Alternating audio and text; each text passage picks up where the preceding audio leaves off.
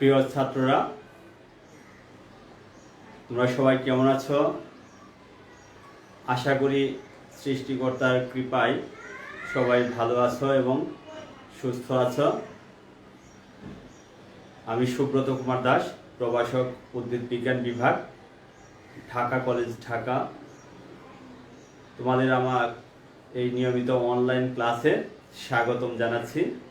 এছাড়াও আমার ক্লাসটি যারা দেখছেন তাদের সবাইকে আমার অন্তরস্থল থেকে কৃতজ্ঞতা জ্ঞাপন করছি। আজকে আমি অনার্স ফার্স্ট ইয়ারের ছত্রাকবিদ্যা বা মাইকোলজি বিষয়ের উপর পাঠদান করব। আজকে আমার নির্ধারিত অধ্যায় 6। ইতোপূর্বে আরও দুটি আমি ক্লাস নিয়েছি এই অধ্যায়ের উপর। আজকে আমার এটি তৃতীয় নাম্বার ক্লাস। আজকে আমরা এই ক্লাসে আলোচনা করব ছত্রাকের মেটাবোলাইটস হিসেবে কিভাবে ব্যবহৃত হয় সেই বিষয়টি নিয়ে আলোচনা করব। আজকে আমার পাঠ্য বিষয় হচ্ছে rules of fungi as metabolites. Metabolites কাকে বলে সেটা আগে আমরা জেনে নিব। মেটাবোলাইটস কাকে বলে? মেটাবোলাইটস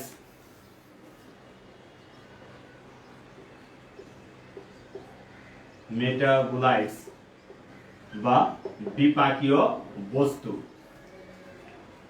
মেটাবোলাইটস হচ্ছে এক ধরনের জৈব রাসায়নিক বস্তু যা মেটাবলিক পাথওয়ে মধ্যবর্তী কোনো যৌগ হিসেবে উৎপাদিত হয়ে থাকে। সেই জৈব রাসায়নিক বস্তুকে বলা হয়ে থাকে মেটাবোলাইটস। এই মেটাবোলাইটস সমূহ উদ্ভিদ সহ অণুজীব এবং প্রাণীর দেহের উপর খুবই গুরুত্বপূর্ণ প্রভাব ফেলে থাকে। তাই এই মেটাবোলাইটস উৎপাদনে ছত্রাক কি ভূমিকা পালন করে তাই নিয়ে আমাদের আজকের ক্লাসটি সাজানো হয়েছে। মেটাবোলাইটসকে আমরা দুটি ভাগে ভাগ করা যায়। একটি হচ্ছে প্রাইমারি মেটাবোলাইটস। প্রাইমারি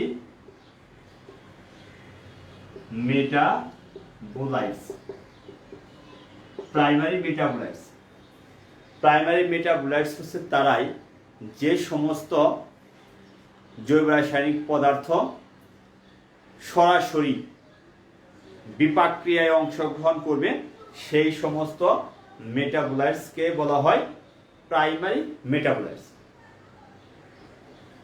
অর্থাৎ এরা ডিরেক্টলি বিপাক ক্রিয়ার সাথে জড়িত রয়েছে, সেই জন্য এদেরকে বলা হয় প্রাইমারি মেটাবোলাইটস। তো প্রিয় ছাত্ররা, দেখে নেই প্রাইমারি মেটাবোলাইটস গুলি কারা হয়ে থাকে। যেমন কার্বোহাইড্রেটস সমূহ প্রাইমারি মেটাবোলাইটস। প্রোটিন সমূহ প্রাইমারি মেটাবোলাইটস। বিভিন্ন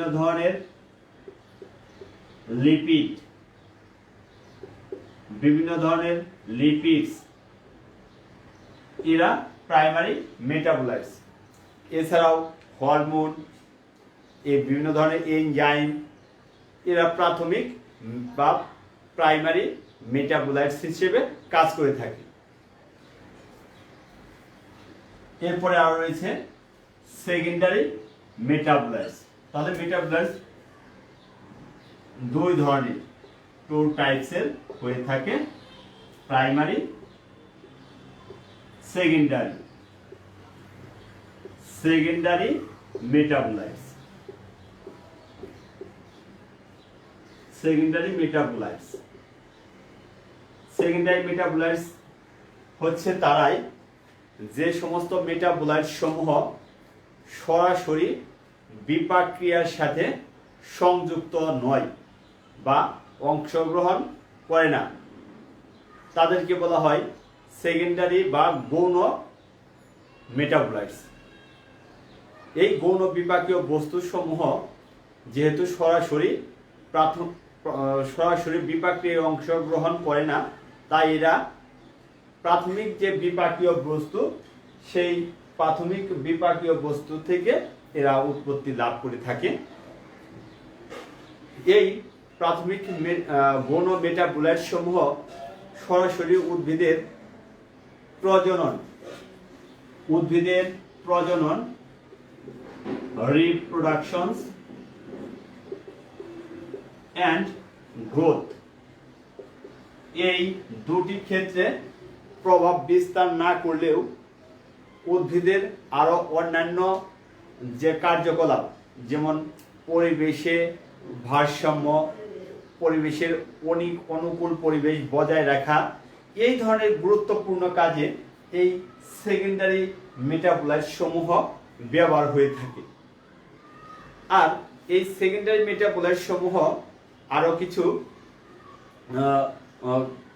সীমিত কিছু গোত্র, ছত্রাকের সীমিত কিছু গোত্র বা ফ্যামিলি, সীমিত কিছু জেনাস বা গণ এবং সীমিত কিছু স্পেসিসের মধ্যে পাওয়া যায়। তাহলে এই সেকেন্ডারি মেটাবোলাইটস ছত্রাকের সীমিত গোত্র, জেনাস বা স্পেসিসের মধ্যে পাওয়া যেতে পারে, সব শ্রেণীর ছত্রাকে পাওয়া যায় না। এবার আমরা দেখে নিব এই সেকেন্ডারি মেটাবোলাইটস সমূহ কি কি। তাহলে সেকেন্ডারি মেটাবোলাইট সমূহ হয়েছে অ্যান্টিবায়োটিক্স, অ্যালকালয়েডস, বিভিন্ন ধরনের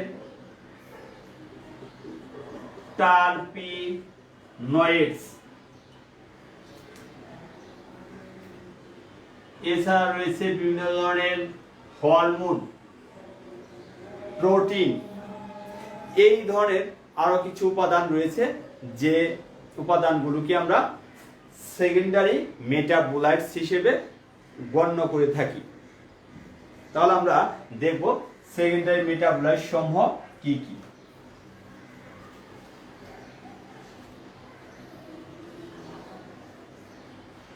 আমরা এখন এই মেটাবোলাইট সমূহ আমাদের উদ্ভিদের ক্ষেত্রে প্লাস প্রাণীদেহের ক্ষেত্রেই বা অণুজীবের ক্ষেত্রে কি ধরনের ভূমিকা পালন করে তার পর্যায়ক্রমিক আলোচনা নিয়ে আমার এই ক্লাসটি সাজিয়েছি, আশা করি উপভোগ করবেন। প্রথমে আমরা আলোচনা করব অ্যান্টিবায়োটিক্স। অ্যান্টিবায়োটিক্স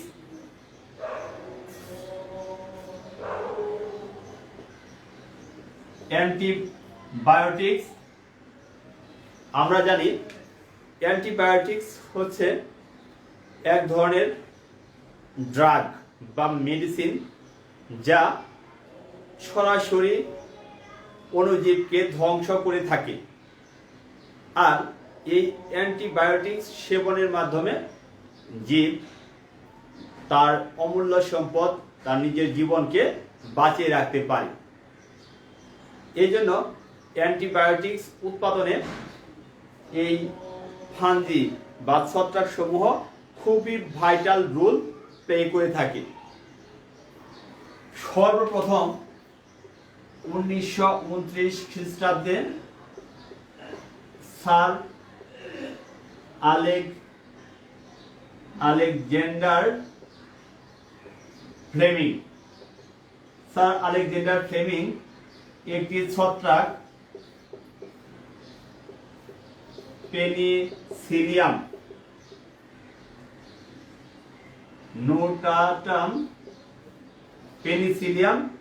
নুটাটাম থেকে সর্বপ্রথম অ্যান্টিবায়োটিক্স উৎপাদন করে, বা পেনিসিলিয়াম ক্রাইসোজেনাম। বর্তমানে এই নুটাটামের পরিবর্তে পেনিসিলিয়াম ক্রাইসোজেনাম থেকে অ্যান্টিবায়োটিক্স পেনিসিলিন, অ্যান্টিবায়োটিক্স পেনিসিলিন উৎপাদন করা হয়। এই পেনিসিলিনটি তখনকার সময়ে কয়েক দশক পর্যন্ত গুরুত্বপূর্ণ অ্যান্টিবায়োটিক্স হিসেবে ব্যবহার হতো। এটি ছত্রাক এবং ব্যাকটেরিয়ার বিরুদ্ধে কার্যকরী একটি পেনিসিলিন অ্যান্টিবায়োটিক্স।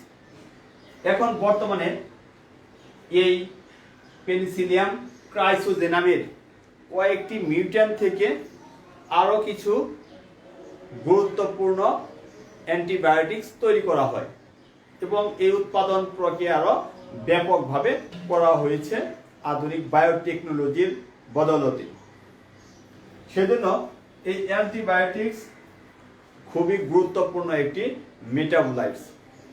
আমরা আরও কিছু অ্যান্টিবায়োটিক্সের নাম দেখব এবং কোন ধরনের ছত্রাক সমূহ এই অ্যান্টিবায়োটিক্স উৎপাদনে ব্যবহৃত হয় তা আমরা দেখব। প্রথমে আমরা দেখলাম পেনিসিলিন। পেনিসিলিন এটি উৎপন্ন হয় পেনিসিলিয়াম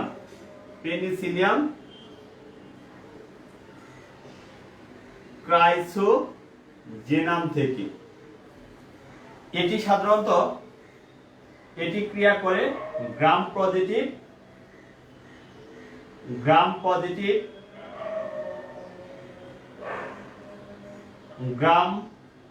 পজিটিভ ব্যাকটেরিয়ার ক্ষেত্রে এটি গুরুত্বপূর্ণ। আরো একটি মেডিসিন রয়েছে গ্লাইসিওফুলভিন। এটি পেনিসিলিয়াম গ্লাইসিওফুলভাম থেকে উৎপন্ন করা হয়। আর এটি সাধারণত ছত্রাক এর দাঁত বা গার্ড ডিজিজের জন্য খুবই গুরুত্বপূর্ণ একটি অ্যান্টিবায়োটিক্স। তারপরে প্যাটুলিন। পেনিসিলিয়াম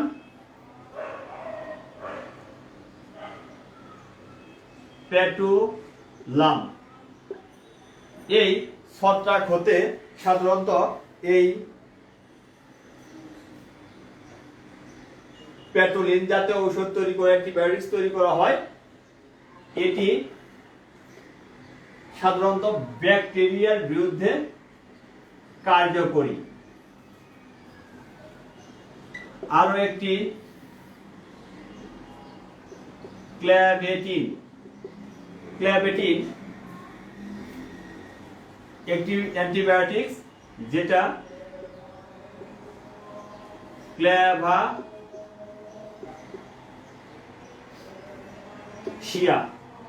ক্ল্যাভাটিয়া এসপি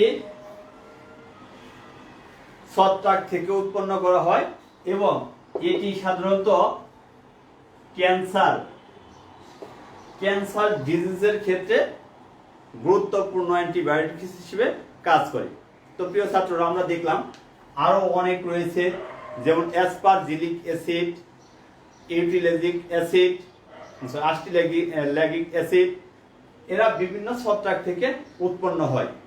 এই ধরনের অ্যান্টিবায়োটিক সমূহ জীবন রক্ষার ক্ষেত্রে খুবই গুরুত্বপূর্ণ। তারপর আমরা আলোচনা করব 2 নাম্বার, সেটা অ্যালকালয়েডস।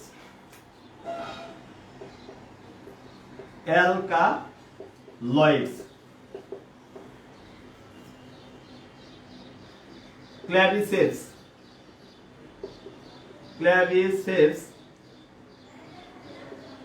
পারপিউরিয়া।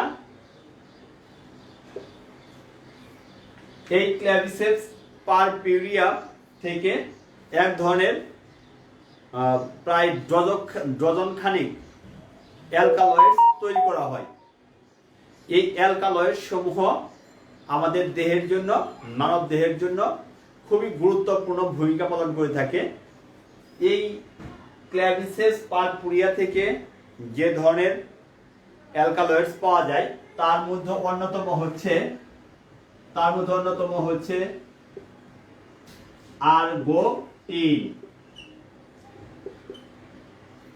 আর্গোটিন। আর্গোটামিন, আর্গোমেট্রিন ইত্যাদি গুরুত্বপূর্ণ অ্যালকালয়েডস। এই আর্গোটিন যদি রায়ের শস্যদানার সাথে মিশ্রিত অবস্থায় খাওয়া হয় তাহলে এক ধরনের রোগ সৃষ্টি হয়। সেই রোগটি হচ্ছে আর্গোটিজম। সেই রোগটিকে বলা হয় কি? আর্গোটিজম। আর্গোটিজম হলে কি হয়? আর্গোটিজম হলে পায়ে এবং হাতের আঙ্গুলের পচন ঘটে বা গ্যাংগ্রিন উৎপন্ন হয় এবং লিম্ফ নষ্ট হয়ে যায়। এটি হচ্ছে আর্গোটিজম রোগের প্রধান লক্ষণ। কিন্তু সীমিত মাত্রায় এবং নির্দিষ্ট মাত্রায় যদি আর্গোটিন সেবন করানো হয় তখন মাংসপেশির ব্যথা, ডায়রিয়া এবং প্রসবকালীন সময়ে যে রক্তক্ষরণ ঘটে সেই রক্তক্ষরণ সমূহ বন্ধ করার ক্ষেত্রে খুবই কার্যকরী একটি অ্যালকালয়েড হিসেবে কাজ করে থাকে। এই আর্গোটিন যখন প্রসব ক্রিয়ার সময় জরায়ুর সংকুচন এবং প্রসারণ এর ফলে অতিরিক্ত রক্তপাত ঘটে তখন এই রক্তপাত ক্রিয়া বন্ধ করার জন্য আর্গোটিন অ্যালকালয়েড গুরুত্বপূর্ণ একটি মেডিসিনের মতোই কাজ করে থাকে।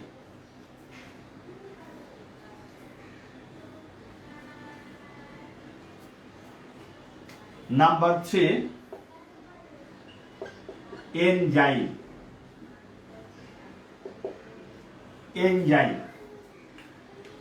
এই ফাঙ্গাস থেকে বা ছত্রাক থেকে অনেক ধরনের এনজাইম উৎপন্ন হয়, যে এনজাইম সমূহ বিভিন্ন ইন্ডাস্ট্রিতে ব্যবহার করে গুরুত্বপূর্ণ উপাদান তৈরি করা যায়। তার মধ্যে প্রধান যে ইন্ডাস্ট্রি সেটা হচ্ছে বিয়ার ইন্ডাস্ট্রি বা মদ শিল্প।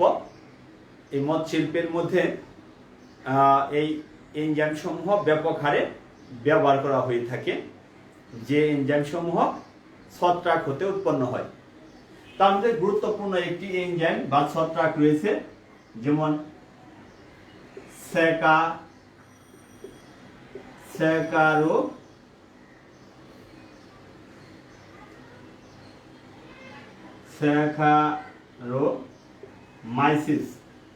স্যাকারোমাইসিস, সেরিভিসিয়া। এই স্যাকারোমাইসিস সেরিভিসিয়া বা ইস্ট থেকে জাইমেজ এনজাইম ক্রিয়া করে, যা ফার্মেন্টেশন প্রক্রিয়ায় কার্বোহাইড্রেট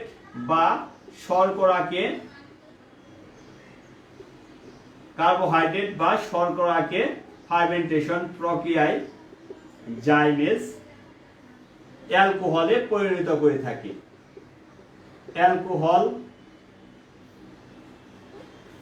অ্যালকোহলে পরিণত করে কার্বন ডাই অক্সাইড উৎপন্ন করে, প্লাস প্রচুর এনার্জি উৎপন্ন করে থাকে। তাহলে আমরা দেখছি এই যে জাইমেজ এনজাইম যেটা স্যাকারোমাইসিস সেরিভিসি থেকে উৎপন্ন হয়, এটা শর্করাকে অ্যালকোহলে রূপান্তরিত করছে। এটা কি? অ্যালকোহলে রূপান্তরিত করছে। এছাড়াও আরো অনেক ধরনের ছত্রাক রয়েছে, যেমন রাইজোপাস, ক্যান্ডিডা, অ্যাসপারজিলাস। এই ধরনের ছত্রাক থেকে অনেক ধরনের এনজাইম তৈরি হয়। এই এনজাইম সমূহ সাধারণত বিভিন্ন ধরনের মদ শিল্প যেমন বিয়ার, শিক, টরি, হুইস্কি এ ধরনের শিল্পে ব্যবহার হয়ে থাকে। তাহলে এনজাইম এর ক্ষেত্রে ছত্রাক খুবই গুরুত্বপূর্ণ ভূমিকা পালন করে।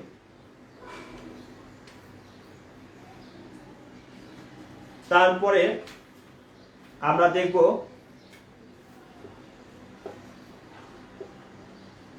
অর্গানিক অ্যাসিড বা জৈব অ্যাসিড। জৈব অ্যাসিড জৈব অ্যাসিড সমূহ বিভিন্ন ধরনের ছত্রাক থেকে উৎপন্ন হয়ে থাকে। সেই জৈব অ্যাসিড সমূহ জীবদেহের বা উদ্ভিদের ক্ষেত্রে খুবই গুরুত্বপূর্ণ ভূমিকা পালন করে। তেমন কয়েকটি জৈব অ্যাসিডের আমরা নাম দেখব, যেমন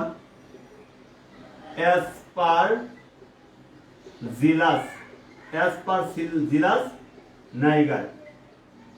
এই অ্যাসপারজিলাস নাইগার থেকে বিভিন্ন ধরনের জৈব অ্যাসিড তৈরি হয়। তার মধ্যে গুরুত্বপূর্ণ হচ্ছে oxalic acid, gallic acid,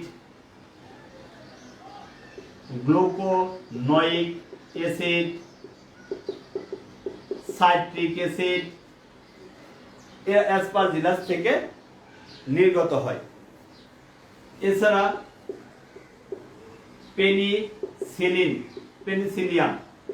Penicillium থেকে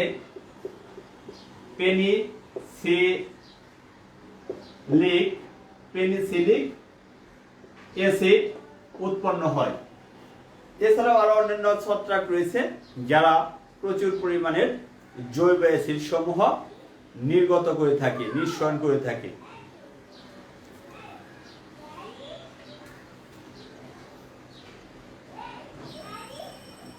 এরপর প্রোটিন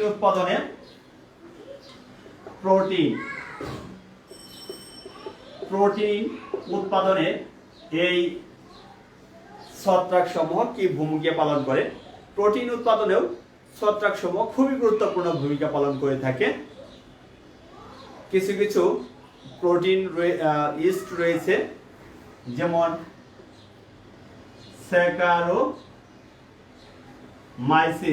স্যাকারোমাইসিস, সেরিবেসি বা ইস্ট এর কেক ভিটামিন এবং প্রোটিনের একটি গুরুত্বপূর্ণ উৎস হিসেবে কাজ করে থাকে।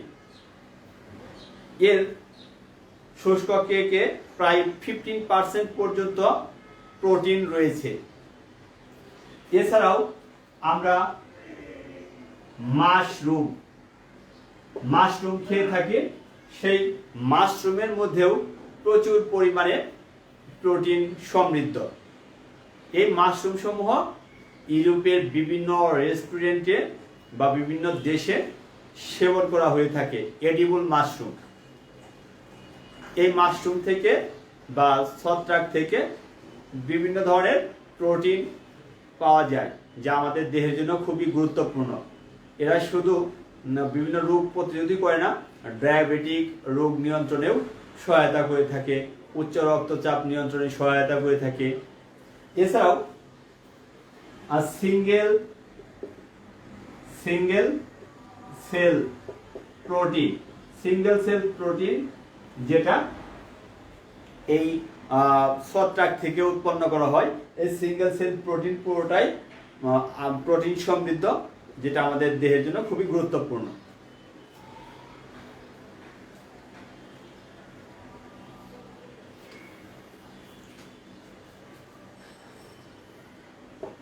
প্রোটিনের পরে আমরা আলোচনা করব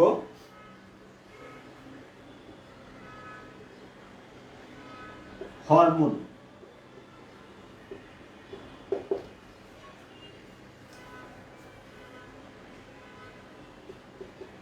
জিব্বেরেলা,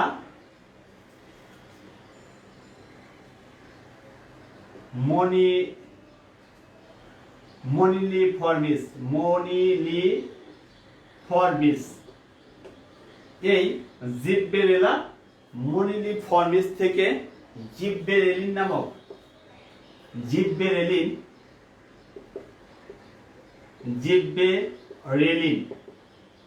জিব্বেরেলিন নামক এক ধরনের হরমোন উৎপন্ন করা হয়।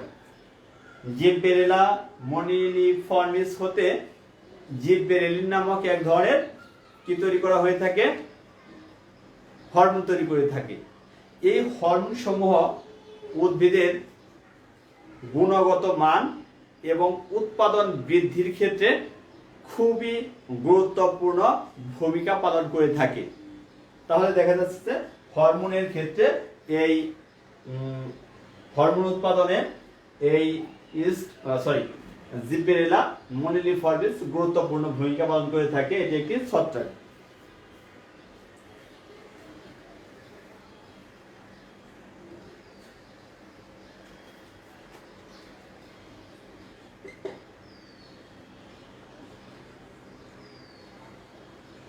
ডাইস বা রঞ্জক পদার্থ, ডাইস বা রঞ্জক পদার্থ হিসেবে কাজ করে থাকে। কিছু কিছু ফাঙ্গি রয়েছে, যেমন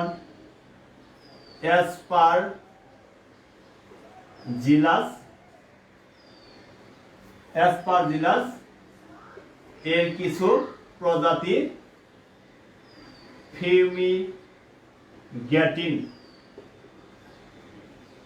ফিউমিগ্যাটিন অ্যাসপারজিলাসের কিছু কিছু প্রজাতি ফিউমিগ্যাটিন নামক রঞ্জক পদার্থ বা ডাইস উৎপাদন করে থাকে। এই ডাইস সমূহ কি করে থাকে? এই ডাইস সমূহ থেকে বিভিন্ন ধরনের ইন্ডাস্ট্রিতে, সাধারণত পোশাক শিল্পে এই রঞ্জক পদার্থগুলি ব্যবহার হয়ে থাকে। এছাড়াও হেলমিনথোস্পোরিয়াম থেকে লাল ধরনের ডাইস তৈরি করা যায়। তারপরে পেনিসিলিয়াম থেকে ব্লু রং তৈরি করা যায়। এই ধরনের ডাইসগুলি সাধারণত ইন্ডাস্ট্রিতে ব্যবহার করা হয়ে থাকে।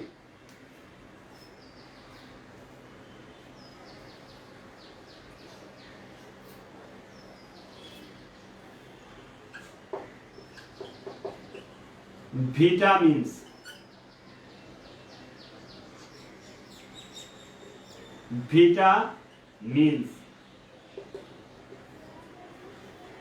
ভিটামিন উৎপাদনে ছত্রাক সমূহ খুবই গুরুত্বপূর্ণ ভূমিকা পালন করে থাকে। কিছু কিছু ছত্রাক রয়েছে যারা ভিটামিন উৎপাদন করে থাকে। তার মধ্যে অন্যতম হচ্ছে স্যাকারোমাইসিস, সেরেভিসিয়া,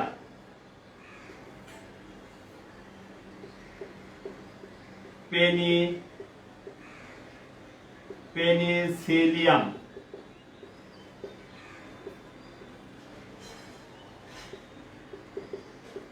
রাইজোপাস, অ্যাসপারজিলাস,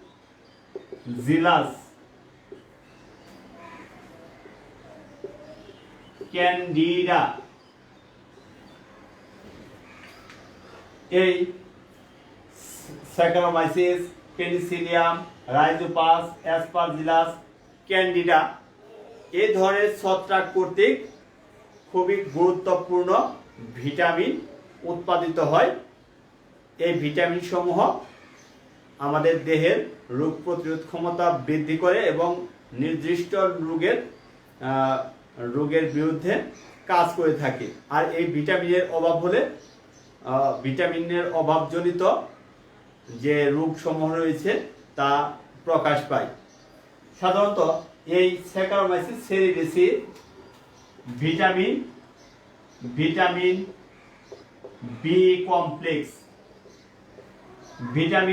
বি কমপ্লেক্সের গুরুত্বপূর্ণ সোর্স বা উৎস হিসেবে কাজ করে থাকে। ভিটামিন বি কমপ্লেক্স কিন্তু অনেকগুলি ভিটামিন বি এর সমন্বয়ে তৈরি, অর্থাৎ vitamin B1, vitamin B2, vitamin B3, vitamin B5, vitamin B6, vitamin B7, vitamin B9, vitamin B12। তাহলে এই ভিটামিন সমূহ একত্রে ভিটামিন বি কমপ্লেক্স তৈরি করে। যেমন ভিটামিন B1 কে বলা হয় থায়ামিন, ভিটামিন B2 কে বলা হয়ে থাকে রিবোফ্লাভিন। এরকম প্রত্যেকটা ভিটামিনের নাম রয়েছে। ভিটামিন 9 কে বলা হয় ফলিক অ্যাসিড, ভিটামিন B12 কে বলা হয় সায়ানোকোবালামিন। এই ধরনের ভিটামিন বি কমপ্লেক্স, এই সবগুলি ভিটামিনের কম্বিনেশন হচ্ছে ভিটামিন বি কমপ্লেক্স। এই ভিটামিন বি কমপ্লেক্স উৎপাদনে স্যাকারোমাইসিস সেরিডোসিস খুবই গুরুত্বপূর্ণ ভূমিকা পালন করে থাকে।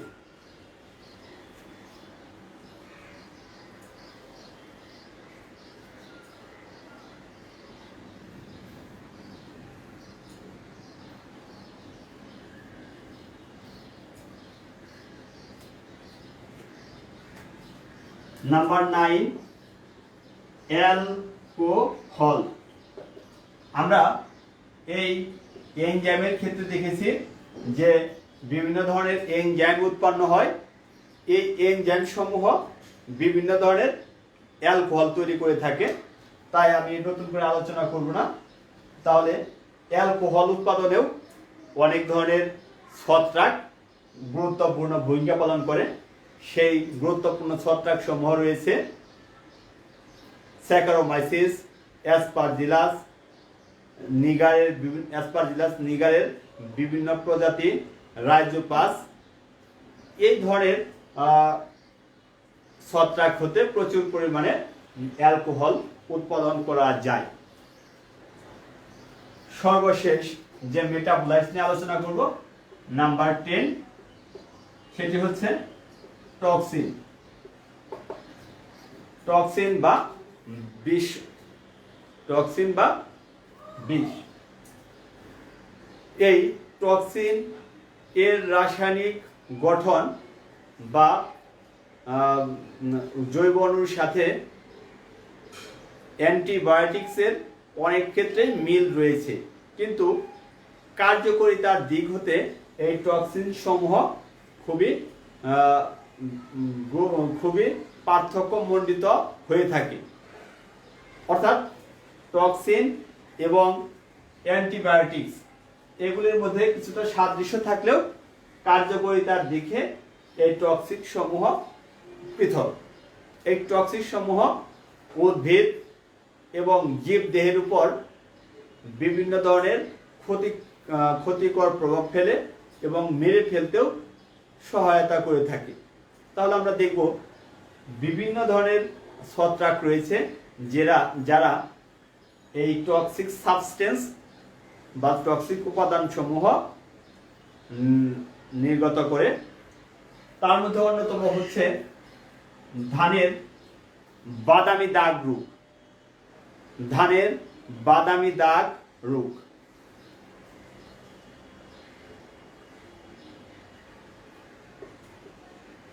ড্রেসলেরা অরাইজি। ড্রেসলেরা অরাইজি এই ধানের বাদামি দাগ রোগের জন্য এই ছত্রাক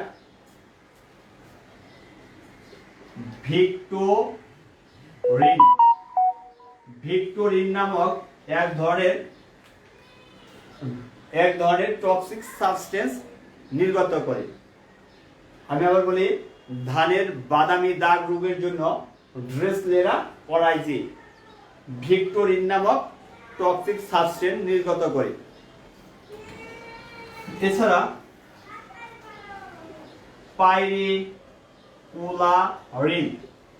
পাইরিকুলারিন এটা আর অন্য ধরনের টক্সিন সাবস্টেন্স। এই পাইরিকুলারিন সাধারণত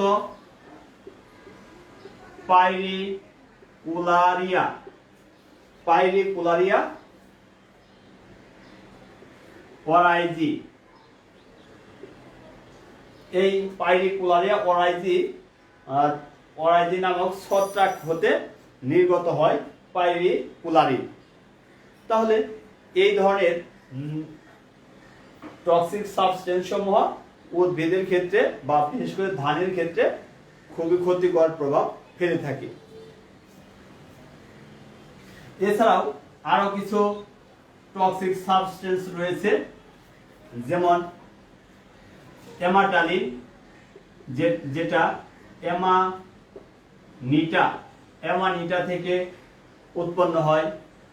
এছাড়া আলফা টক্সিন এটাও এক ধরনের টক্সিক সাবস্টেন্স। এই আলফা টক্সিন যে গুদামজাত বা স্টোরেজ, যে সমস্ত কোল্ড স্টোরেজ রয়েছে যেখানে শস্যসমূহ রিজার্ভ করে রাখা হয়, সংরক্ষণে রাখা হয়, সেইখানে এই আলফা টক্সিন যদি নির্গত হয়, সেই শস্য দানা যদি হাঁস মুরগি খায় তাহলে তাদের বিষক্রিয়ার ফলে মৃত্যু ঘটে। তাহলে আমরা দেখলাম অনেক গুরুত্বপূর্ণ টক্সিক সাবস্টেন্স রয়েছে। এই টক্সিক সাবস্টেন্স সমূহ ছত্রাক থেকে উৎপন্ন হয় এবং নির্দিষ্ট শ্রেণীর ছত্রাক হতে নির্দিষ্ট টক্সিক সাবস্টেন্স উৎপন্ন হচ্ছে এবং এরা নির্দিষ্ট শ্রেণীর উদ্ভিদ প্রাণী এর ক্ষেত্রে ক্রিয়া করে থাকে। তো এই হচ্ছে আমার আজকের ক্লাস। আজকে চ্যাপ্টার 6 এর লাস্ট ক্লাস। এর পরবর্তীতে আরো নতুন একটি চ্যাপ্টার নিয়ে শুরু করব। এই জন্য তোমাদের আমি বলবো যে টপিকসগুলি শেষ হয়েছে, তোমরা এই সময়ে ভালোভাবে আয়ত্ত করে ফেলো। যদি বুঝতে কোথাও সমস্যা হয় অবশ্যই আমাকে ফোন করতে পারো অথবা টেক্সট করতে পারো, আমি সেগুলি সমাধানের চেষ্টা করব। তো অগ্রিম পূজার শারদীয় দুর্গোৎসবের শুভেচ্ছা জানিয়ে আমি তোমাদের কাছ থেকে আজকের মতো বিদায় নিচ্ছি। তোমরা ভালো থাকো, সুস্থ থাকো। ঢাকা কলেজ পরিবারের পক্ষে উদ্ভিদ বিজ্ঞান পরিবার হতে আমাকে ক্লাসটি নেওয়ার জন্য আমি সত্যিই কৃতজ্ঞতা বোধ করছি। আর যারা আমার ক্লাসটি দেখছেন তাদের প্রতি আবারও কৃতজ্ঞতা জ্ঞাপন করে আমার আজকের ক্লাসটি শেষ করছি। ভালো থাকেন, সুস্থ থাকেন। সৃষ্টিকর্তার নিকট সবার জন্য প্রার্থনা করবেন। Best of luck.